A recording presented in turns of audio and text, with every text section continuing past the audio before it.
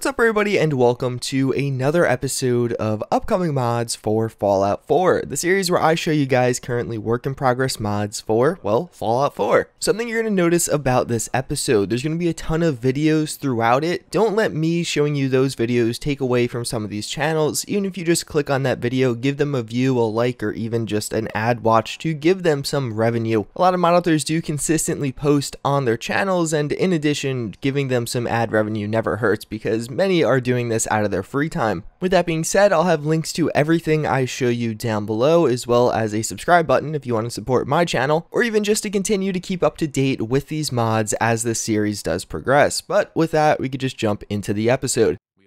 So first and foremost, we have something that is currently being worked on by Taco Duck. He's produced a ton of stuff in the past, and this looks really cool. So he's calling it the Tribal Salvage Power Helmet, and obviously it looks like somebody that found maybe a broken down power armor and simply took off the helmet and put it on their own character. I don't know, there's just something about the aesthetic this is giving off that just looks really cool. I could totally picture like raiders or other kind of lowly people in Fallout 4 that maybe don't have a full set of power armor, but just some of the pieces doing stuff like this. Because of course it still is an armor, it's still going to provide you the protection, but it's probably pretty heavy and not super efficient. Either way, I'd love to see where he goes with this mod in the future, even if it just is the helmets. I really love the look.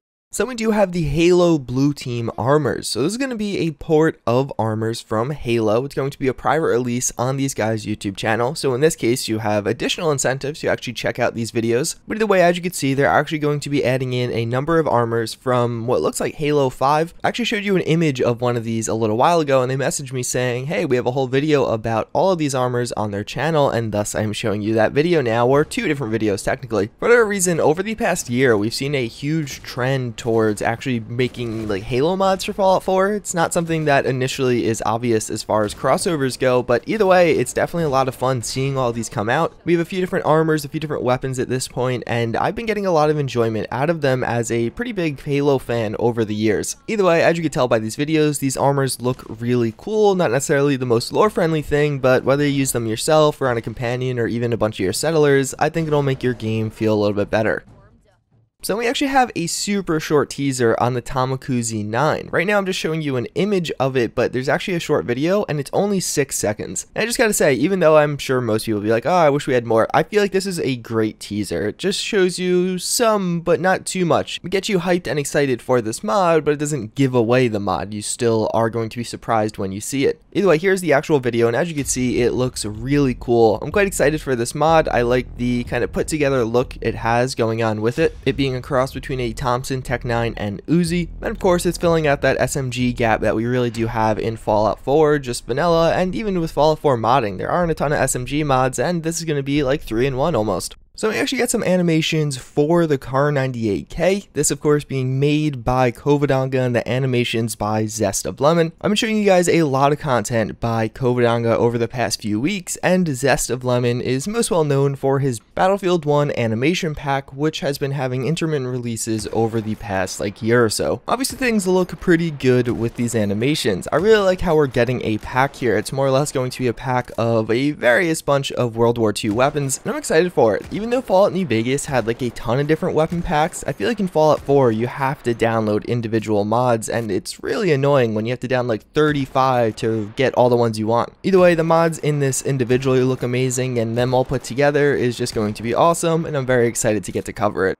So there's just a small update to the Gallants gun that I actually showed you guys a few times now, and it looks awesome in this render. Like, imagine this is what the pipe weapons in Fallout 4 look like. I imagine a lot more people would enjoy using them because they look way freaking worse than this. Again, just a singular image. We don't get too many new details about this. He just says there are going to be more incoming. And this, of course, is only one configuration. You're going to be able to change the stock, barrel, receivers, things like that. I'm pretty excited for this one. I've been yearning for some makeshift weapons, and it looks like we're finally starting to get them.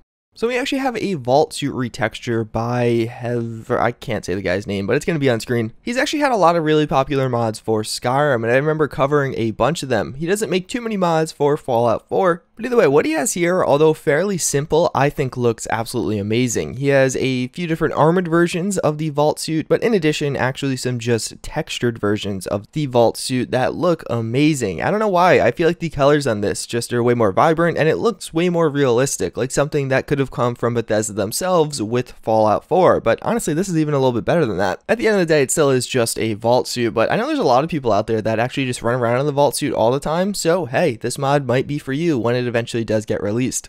And last but not least, the thing many of you, yes, all of you, actually clicked on this video for: Fallout The Frontier. So what this is going to be is one of those overhaul mods for Fallout New Vegas. Yes, everything else in this video was for Fallout 4, but I don't want to make a separate series for Fallout New Vegas because there's only a few mods coming out for that. Either way, Fallout The Frontier has been a work in progress for a very long time, and we just got a massive new trailer for it a few days ago. Honestly, the trailer speaks for itself. In the beginning, it gives you a brief synopsis as to what the setting of this mod is going to be. It's going to be on the frontier north of New Vegas after people abandon the NCR to fight for something that really matters to them. And in addition, we see a ton of cool custom content such as new vehicles, new vertebrates, new animations, things like that, and it looks amazing. Again, I'm only going to show you a short snippet of this one. You're going to find a link to the full trailer down below, or actually if you watch to the end of this video, it'll pop up in that little thing that pops up. Either way, here's some footage of the Frontiers trailer.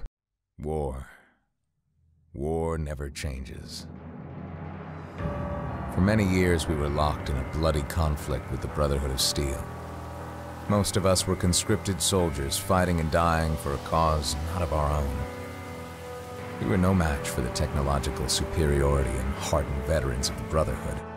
With morale at an all-time low, the NCR finally promised us our freedom upon the conclusion of the war. So that's pretty much going to wrap it up for this one. As always, I hope you guys did enjoy. One other thing though, the guys over at Fallout Cascadia actually opened up a casting call for voice actors, so if you want to check it out, I will have a link to it down below. They're looking for both young adult males, females, older males. There's a pretty big variety, so I'm sure there's going to be something that you would fit, or at least can make your voice fit. But for today's Psych Fun Fact, I wanted to actually look at, why are game communities so toxic? Specifically online game communities. Those are some of the most toxic games out there, predominantly because, well, you're interacting with other people. There's an outlet for that toxicity. There's a paper looking at this in League of Legends, and some of the conclusions it reached are pretty interesting. I'll have a link to it down below. And it kind of makes a lot of sense, or it's what you would think, more or less. Toxicity arises out of the competitiveness of many of these games. You don't want to lose. You don't want to be killed by that person that you wanted to kill, losing that gunfight, or however it plays out. That is what gives rise to the toxic nature, for you to actually kind of lash out against that person. Then that coupled with, well, the way you actually communicate with them, the way you can remain anonymous in that, is a major factor that actually solicits this toxicity, as well as there's no real way to kind of account for that. You could ban people, but a lot of times people do it impulsively. They're not necessarily thinking about, oh, I'm going to get banned from this. And even if you do, oh well, you can't talk for a week, or you can't play the game for a week, and then you could kind of just resume your normal behavior. But really the conclusion was that the competitiveness of the game, and in turn the isolation of the message sender, I could remain totally anonymous to whoever I'm being toxic towards, is really what makes it so prominent. And invariably we're going to see some of this in Fallout 76. That's the reason I kind of wanted to bring this up and link the paper. It's an interesting topic that I guess the Fallout community is going to have to explore in the coming months. Bethesda has talked repeatedly about limiting griefing, but we'll see how that actually pans out. As always, again, I thank you all for watching. I hope you enjoyed this video, and I hope to see you all next time. Later.